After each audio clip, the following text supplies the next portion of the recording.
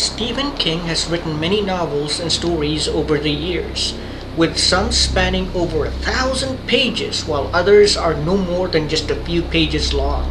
His masterpiece, or his magnum opus as he calls it, is the Dark Tower series. Spanning across 8 novels, with the eighth being an interquel, it was one of the most anticipated works of Stephen King until it concluded with The Dark Tower. What is also remarkable is that all of Stephen King's works are tied to one another through the Dark Tower series. The novel Insomnia makes several mentions of the Crimson King, while The Eyes of the Dragon has Randall Flagg, a major villain in many of King's works and always appears as an antagonist. Even The Stand, It, and Dreamcatcher have ties to Stephen King's greatest work. Now though, it's time to discuss one of Stephen King's shorter works found in the short story collection Everything's Eventual, that have ties to the Dark Tower. While less known, this story nonetheless resonates greatly with the rest of Stephen King's shared universe and serves to create and solidify the world he created. This video is about Stephen King's Little Sisters of Eluria, which features yet another type of vampire in a multiverse filled with many other dangerous creatures. Hi, hello, and welcome again everybody to another episode of Natural Juan. This time around, we're going to discuss another of Stephen King's shorter works. This time, The Little Sisters of Eluria, found in the short story collection Everything's Eventual. Before all that though, I'd like to give a quick shout out to our sponsor Dermhaven by Miss Rochelle Pineda. Special shout out too to Mr. Jonathan Green, a long-time supporter of this channel. So, without further ado, let's take a bite out of Stephen King's The Little Sisters of Eluria. Like most of Stephen King's works, nearly all of them are associated in some way with his Dark Tower series.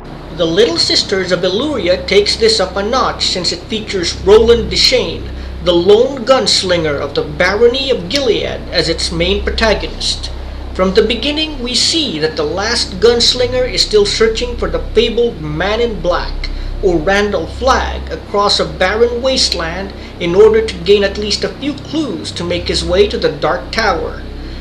Now here he finds a seemingly abandoned town, all the while his horse, named Lippy, is on the verge of death. They travel through the empty town's deserted buildings, noting that the town had recently been populated and it wasn't that long ago when everyone seemingly left for better places. Things of course take a turn for something else when Roland arrives at the sheriff's office, where he notes the many occurrences that have taken place in the town. He discovers that the town's name is Eluria and has become host to various crimes over the past few years. However, one entry takes him by surprise. It is simple as it is strange. It is written as "Green Folk Sent Hence," which doesn't make sense to us readers until you fully realize its context. Green folk is the term used by Roland's people to describe mutant monsters, who are all too often cannibals and vicious ones to boot. This troubles him somewhat as he knows that the town has had encounters with highly hostile monstrous mutants. That said, I would note that he should have been a little more alert than he already was, considering what happens next. A large dog with one leg missing, with its fur forming a white cross over its chest, is attempting to feed on a human corpse. At first he is tempted to simply shoot the dog with one of his mighty revolvers, but then decides that it might not be a good idea considering the dog is already disabled and is the only living thing left in the town. He is tempted to kill it since it seems to have gained a taste for human flesh, but since everyone in Eluria is dead, it has little choice in food. Also, being a little superstitious, Roland knew that killing the now man-eating beast might displease the powers that be, since it is the last of its kind. In the end, Roland settles for simply scaring the frightened animal off with gunshots, although the animal first seems resistant, baring its teeth and snarling at the last gunslinger.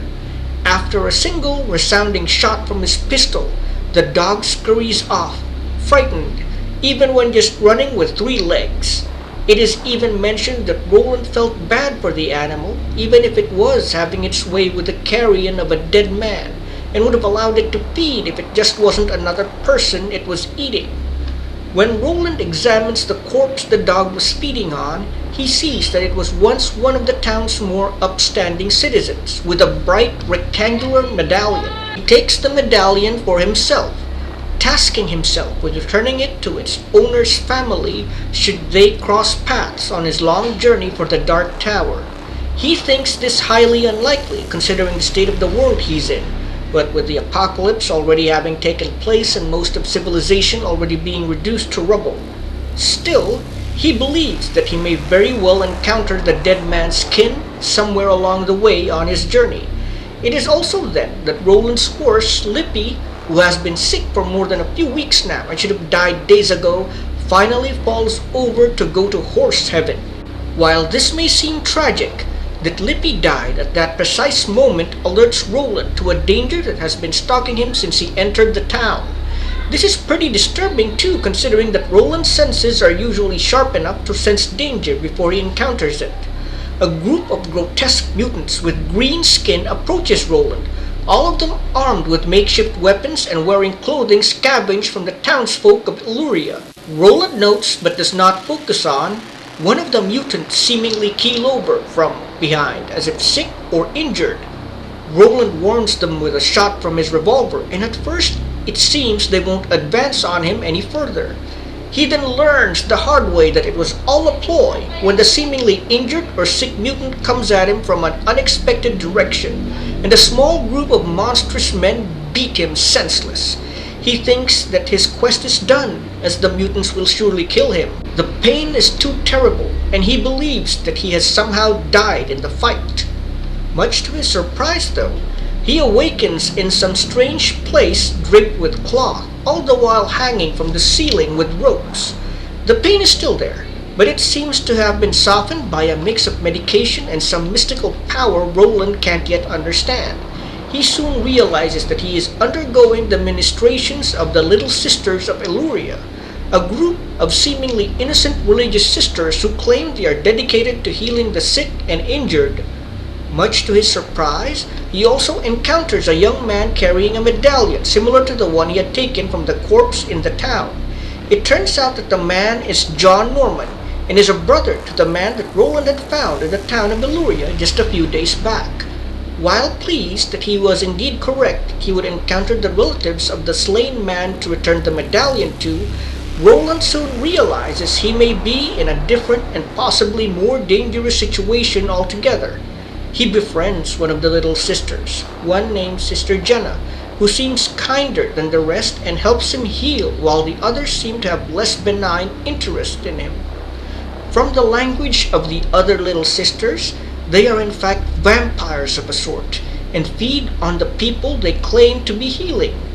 Roland notices how the other patients disappear in the night. Roland then realizes that he has very little time left when even John Norman is slain by the Little Sisters with the help of Ralph, one of the mutants who injured Roland earlier and may in fact have been their leader.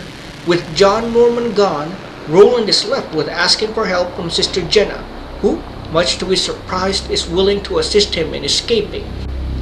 It turns out that Sister Jenna wanted to escape her fate as another vampire, but simply could not. To help him recover, Jenna provides Roland with powerful herbs which counteract the insidious poisons the other sisters are using to weaken their victims. He regains his strength and manages to free himself and tries to fulfill Sister Jenna's wish to be free of the other little sisters. Together, the two attempt to escape, and Roland witnesses that Sister Jenna has the power to control the doctor bugs, which can heal or destroy those she chooses. Sister Jenna uses this power to fight and eventually overcome the other sisters that try to stop or attack them. Sister Jenna also gives Roland the other medallion, the one worn by John Norman, and Roland is pleased that she is at least somewhat resistant to holy objects. But then it is revealed that she is weakened by them as well, as her hands are visibly charred when she returns the medallion to Roland. The two manage to escape but are then accosted by Great Sister Mary, who turns out to be the most powerful of the little sisters of Eluria. Even Roland's guns prove ineffective against her as she reveals herself to be a truly ancient and terrifying vampire. However, Roland and Jenna are taken by surprise when the same three-legged dog the last gunslinger encountered earlier shows up to slay Great Sister Mary with its cross-shaped fur pattern, granting it some form of immunity against Sister Mary's vampiric powers. Roland and Jenna rest after their battle with the Little Sisters of Eluria, but the gunslinger awakens to discover that Sister Jenna has dissolved to become a swarm of doctor bugs. The creatures react to him when he rings the bells, but all that's left to him now are the small bells she wore, along with the empty piles of clothing that she once had on her. This concludes another of Roland's adventures, but has a more somber ending than one would expect. While he does survive to continue his quest for the Dark Tower, Sister Jenna has faded away at the end, who could very well have been another of Roland's love interests. Anyway, that's it for this episode of Natural Juan. If you enjoyed this video, do hit that subscribe and like button for more content like this. Natural Juan, out.